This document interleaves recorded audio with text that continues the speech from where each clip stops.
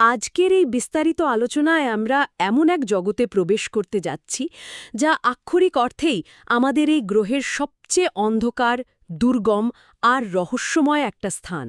হ্যাঁ, প্রশান্ত মহাসাগরের একেবারে তলদেশে লুকিয়ে থাকা মারিয়ানা ট্রেঞ্চের চ্যালেঞ্জার দ্বীপ। ঠিক। সম্প্রতি উইকিপিডিয়ার বেশ কিছু ঐতিহাসিক নথি national oceanic and atmospheric administration মানে নোয়া এর ব্যবস্থাপনা পরিকল্পনা এবং বেশ কিছু বৈজ্ঞানিক গবেষণা প্রবন্ধ পড়ার সময় এমন কিছু তথ্য সামনে এসেছে যা সত্যিই চমকে দেওয়ার মতো। একদম সমুদ্রের তলদেশ সম্পর্কে আমাদের যে প্রচলিত ধারণা সেটা পুরোই বদলে দেয় এই তথ্যগুলো। আজকের এই গভীর অনুসন্ধানের মূল লক্ষ্যই হল সেই চরম গভীরে মানুষের পৌঁছানোর ইতিহাস, অদ্ভুত সব প্রাণীর টিকে থাকার লড়াই, প্রাচীন মেথ এবং দূষণের ভয়াবহতা নিয়ে কথা বলা। আর জায়গাটার বিশালতা বোঝানোর জন্য শুরুতেই ওই বিখ্যাত তুলনাটা টানা যেতে পারে, তাই না? হ্যাঁ, মাউন্ট এভারেস্টের বিষয়টা। পৃথিবীর সর্বোচ্চ পর্বতশৃঙ্গ মাউন্ট এভারেস্টকে যদি উল্টো করে এই খাদের জলে ডুবিয়ে দেওয়া হয়, তবুও কিন্তু তার চূড়া খাদের তলদেশ ধুতে পারবে না। ভাবা যায় এভারেস্টের চূড়া থেকে খাদের তলদেশ পর্যন্ত আরও অন্তত 1 মাইলের বেশি জায়গা সম্পূর্ণ ফাঁকা থেকে যাবে। এভারেস্টের এই তুলনাটা জায়গাটার স্কেল বোঝার জন্য সত্যিই দারুণ।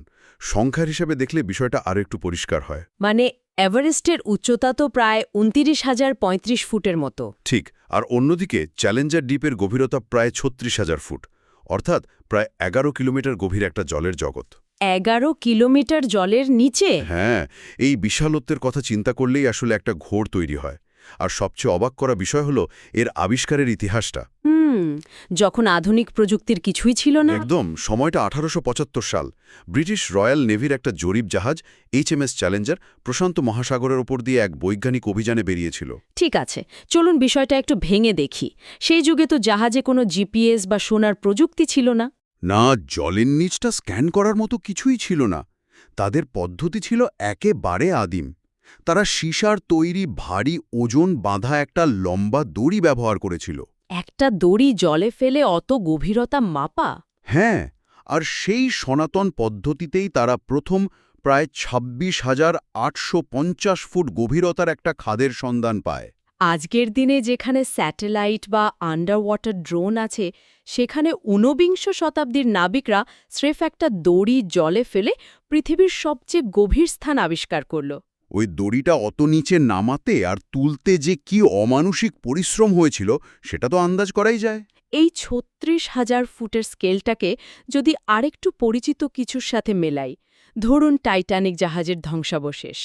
টাইটানিক আছে জলের প্রায় ১২,৪০০ ফুট গভীরে। আর আমরা কথা বলছি ৩৬,০০০ ফুট নিয়ে। মানে টাইটানিক যে গভীরতায় আছে তার চেয়েও প্রায় ৩ গুণ বেশি নিচে নামলে তবেই চ্যালেঞ্জার দ্বীপের তলদেশের দেখা মিলবে। আর এই গভীরতা নিখুঁতভাবে মাপার পরের প্রচেষ্টাগুলোর ইতিহাসও কিন্তু কম আকর্ষণীয় নয়।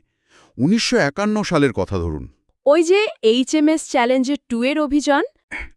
তারা উদ্দেশ্য নিয়েছিল শব্দের প্রতিধ্বনি বা ইকো সাউন্ডার ব্যবহার করে গভীরতা মাপে। কিন্তু খাদের গভীরতা এতই বেশি ছিল যে শব্দতরঙ্গ ফিরে আসার আগে হারিয়ে যাচ্ছিল। তখন তারা ওই অভিনব উপায়টা বের করে, তাই তো? ঠিক, তারা প্রায় ৬৩ কেজির একটা বাতিল লোহার টুকরো আর তার ব্যবহার করে। লোহাটা জাহাজের ডেক থেকে সোজা সমুদ্রের জলে ফেলে দেওয়া হয়। আর সেটা তলদেশে পৌঁছাতে পাক্কা ১.৫ ঘন্টা সময় নিয়েছিল। জাহাজের প্রধান বিজ্ঞানী টমাস গাস্কেল বলেছিলেন যে লোহাটা যখন নিচে গিয়ে আঘাত করল তখন প্রায় সন্ধে নেমে আসছে। তারের টান কমে যাওয়া দেখে তারা বুঝেছিলেন যে মাটির দেখা পাওয়া গেছে। ১.৫ ঘন্টা ধরে একটা ভারী লোহা শুধু জলেই ডুবে চলেছে, এই বিশাল আয়তনের কথা ভাবলে এমনিতেই কেমন যেন স্তব্ধ হয়ে যেতে হয়।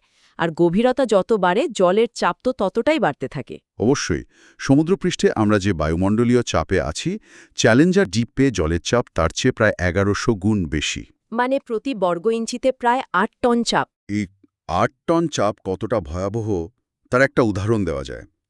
একজন মানুষের বৃদ্ধাঙ্গুলির নখের উপর যদি ৪টে বিশাল হাতি একসাথে দাঁড়িয়ে থাকে, ঠিক ততটা চাপ। সাধারণ সাবমেরিন তো দুমড়ে মুচড়ে যাবেই। শুধু তাই নয়, আক্ষরিক অর্থেই খোদ জলের রাসায়নিক গঠনে পর্যন্ত মারাত্মক পরিবর্তন চলে আসে। আর ঠিক এখানেই বিষয়টা সবচেয়ে কৌতূহলোদ্দীপক হয়ে ওঠে। লিডস ইউনিভার্সিটির একটা গবেষণা প্রবন্ধ বলছিল যে এই চরম চাপে জলের অণুর স্বাভাবিক গঠনটাই সম্পূর্ণ বিকৃত হয়ে যায়। হ্যাঁ, জলের অণুর যে স্বাভাবিক টেট্রাহেড্রন বা চতুস্তলকীয় আকার আছে সেটা ভেঙে পড়ে। এই আকারটার জন্যই তো জলের এত বৈশিষ্ট্য, কিন্তু ৩৬,০০০ ফুট নিচে সেই দানবীয় চাপে জলের অণুগুলো এত কাছে চলে আসে যে জ্যামিতিক গঠনটাই আর থাকে না।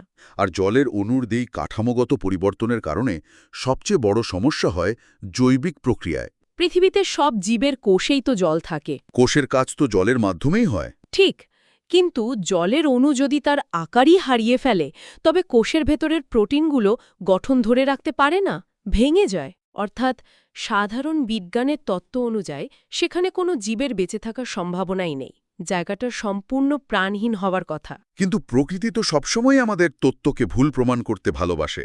একদম। এত অন্ধকার, হাড়হিম ঠান্ডা আর ভয়ঙ্কর চাপ সত্ত্বেও সেখানে প্রাণের অস্তিত্ব আছে। জেনোফিওফোর্স নামের এক ধরনের অদ্ভুত জীবের সন্ধান পাওয়া গেছে সেখানে। এগুলো মূলত বিশালাকার অ্যামিবা, ব্যাকটেরিয়ার আস্তরণের মধ্যে দলবদ্ধভাবে থাকে। এছাড়াও ওই চির অন্ধকারে সাঁতার কাটছে গভীর সমুদ্রের অদ্ভুত সব জেলিফিশ, অ্যামফিপোড আর স্বচ্ছ সি কিউকাম্বার বা সামুদ্রিক শসা। এদের দেখলে মনে হয় যেন অন্য কোনো গ্রহের জীব। লক্ষ লক্ষ বছর ধরে বিবর্তিত হয়ে এরা এমন এক রাসায়নিক তৈরি করতে শিখেছে যাতে ওই পরিবেশে প্রোটিনগুলো ভেঙে না যায়। আর এদের খাদ্যাভ্যাসও তো অদ্ভুত। সূর্যের আলো নেই, তাই সালোক সংশ্লেষণ নেই, উদ্ভিদ নেই। বেঁচে থাকার জন্য এরা ওপর থেকে ঝরে পড়া মৃত প্রাণী বা খনিজ উপাদানের ওপর নির্ভর করে। বিজ্ঞানীরা যাকে বলেন মেরিন স্নো বা সামুদ্রিক তুষারপাত। ওই তলদেশের মাটিটাও তো সাধারণ কাদা নয়, বায়োজেনাস, উজ। হ্যাঁ, মৃত প্ল্যাঙ্কটনের খোলস আর জৈব পদার্থের আঠালো মিশ্রণ। এর মধ্যেই এরা ইকোসিস্টেম গড়ে তুলেছে। আর এই পরিবেশে যখন মানুষ প্রথম পৌঁছানোর চেষ্টা করল, সেটাও একটা দারুণ ইতিহাস। এখানে যে বিষয়টা সবচেয়ে চমৎকার তা হল ১৯৬০ সালের ট্রিয়েস্ট সাবমেরিনের অভিযান। ডন ওয়ালশ আর জ্যাক পিকার্ড প্রথম মানুষ হিসেবে সেখানে পৌঁছান। ট্রিয়েস্ট তো সাধারণ কোনো সাবমেরিন ছিল না, বিশাল ফ্লোটের নিচে ঝোলানো একটা অত্যন্ত পুরু স্টিলের গোলক। হ্যাঁ, আর নামার সময় প্রচণ্ড চাপে জানালার একটা কাঁচ ফাটল ধরেছিল। ভাবলেই তো শিউরে উঠতে হয়। তবুও তারা পিছু হটেননি। এরপর তো দীর্ঘ কয়েক দশক সেখানে আর কোনো মানুষ যাওয়ার সাহসই করেনি। চাঁদি মানুষ গেলেও এই গভীরে যাওয়া অসম্ভব মনে হচ্ছিল। এরপর ২০১২ সালে জেমস ক্যামেরন, সেই বিখ্যাত পরিচালক, হ্যাঁ, যিনি টাইটানিক আর অ্যাভাটার বানিয়েছেন, তিনি তার নিজস্ব সাবমেরিন ডিপ সি চ্যালেঞ্জার নিয়ে এককভাবে নামেন। নিচে নামতে লেগেছিল ২ ঘন্টা ৩৬ মিনিট। ককপিটটা এত ছোট ছিল যে ঠিকমতো হাত পাও নাড়াতে পারছিলেন না। নিচে বেশ কিছুক্ষণ কাটিয়ে 3D ভিডিও করে ৭০ মিনিটে উপরে উঠে আসেন। ওপরে এসে তিনি জায়গাটিকে একটা অচেনা জগৎ বা এলিয়েন রিয়েলম হিসেবে বর্ণনা করেছিলেন, যেন অন্য কোনো গ্রহে ঘুরে এলেন। এই অভিযানের পর নতুন করে আগ্রহ তৈরি হয়। সম্প্রতি ভিক্টর ভ্যাসকোভোর নেতৃত্বে আরও কিছু অভিযান হয়েছে। এবং এই অভিযানগুলোতেও নতুন ইতিহাসও তৈরি হয়েছে। যেমন ক্যাথি সালিভান, তিনি প্রথম নারী এবং নভোচারী হিসেবে সেখানে পৌঁছান। মহাকাশে হাঁটা এবং সমুদ্রের গভীরতম স্থানে যাওয়া প্রথম মানুষ। আবার নিকোল ইয়ামাজিয়াস, যিনি প্রথম প্রশান্ত মহাসাগরীয় দ্বীপবাসী হিসেবে ওই খাদের তলদেশে যাওয়ার সুযোগ পান। এর একটা গভীর সাংস্কৃতিক গুরুত্বও আছে। হ্যাঁ, প্রশান্ত মহাসাগরের দ্বীপগুলোর মানুষের কাছে সমুদ্র শুধু জলের আধার নয়, এটা তাদের জীবন, বিশ্বাস আর সভ্যতার অংশ। নোয়ার ব্যবস্থাপনা পরিকল্পনায় গুয়াম আর মারিয়ানা দ্বীপপুঞ্জের আদিবাসী সংস্কৃতির একটা দারুণ মিথ আছে। সিরেনার মিথটা, গুয়ামের চামুরো সংস্কৃতির এই গল্পটা আমার খুব প্রিয়। সিরেনা নামের তরুণী, যে নদীর জল এত বেশি ভালোবাসত যে সারাদিন শুধু সাঁতার কাটত, সংসারের কোনো কাজ করত না। একদিন তার মা রেগে গিয়ে তাকে অভিশাপ দেন, যেহেতু সে জল এত ভালোবাসে, সে যেন চিরকালের জন্য মাছে পরিণত হয়ে যায়। এই পৌরাণিক গল্পের বাঁকটা কিন্তু অদ্ভুত। হ্যাঁ, মায়ের অভিশাপ যখন শুরু হয়েছে, সিরেনার গডমাদার এসে তাকে পুরোপুরি মাছ হওয়ার হাত থেকে বাঁচানোর চেষ্টা করেন। অভিশাপ তো পুরোপুরি মোছা যায় না, তাই অর্ধেক মানুষ আর অর্ধেক মাছ। মানে একটা মৎস্যকন্যা বা মারমেড। লোককথা অনুযায়ী সে আজও মারিয়ানা দ্বীপপুঞ্জের গভীর জলে সাঁতার কাটে। বিজ্ঞান আর আদিবাসী সংস্কৃতির এই মিশ্রণটা অপূর্ব। বিজ্ঞানীরা পৌঁছনোর হাজার হাজার বছর আগে থেকেই মানুষ তাদের কল্পনার মাধ্যমে এই গভীর জলের সাথে নিজেদের অস্তিত্ব জড়িয়ে নিয়েছিল। অসীম জলের প্রতি মানুষের আকর্ষণ কত প্রাচীন, কিন্তু এর পাশাপাশি একটা অন্ধকার দিকও আছে যা আধুনিক মানুষের তৈরি। তাহলে এই সব কিছুর মানে আসলে কি দাঁড়ায়? এত অভিযান, এত সাফল্য? আমরা যদি একটু বৃহত্তর প্রেক্ষাপটে বিষয়টা দেখি, পৃথিবীর সবচেয়ে দুর্গম জায়গা হিসেবে এটা তো সম্পূর্ণ অক্ষত থাকার কথা ছিল। কিন্তু ভীষণ রূঢ় একটা সত্য হল মানবসৃষ্ট দূষণ সেখানেও পৌঁছে গেছে। জিওকেমিক্যাল পার্সপেক্টিভস লেটাসের গবেষণা অনুযায়ী হ্যাডল জোনে বিজ্ঞানীরা মাইক্রোপ্লাস্টিকের অস্তিত্ব পেয়েছেন। মানে আমাদের রোজকার ব্যবহৃত প্লাস্টিক ভেঙে ছোট কণায় পরিণত হয়ে ৩৬,০০০ ফুট নিচে জমা হচ্ছে।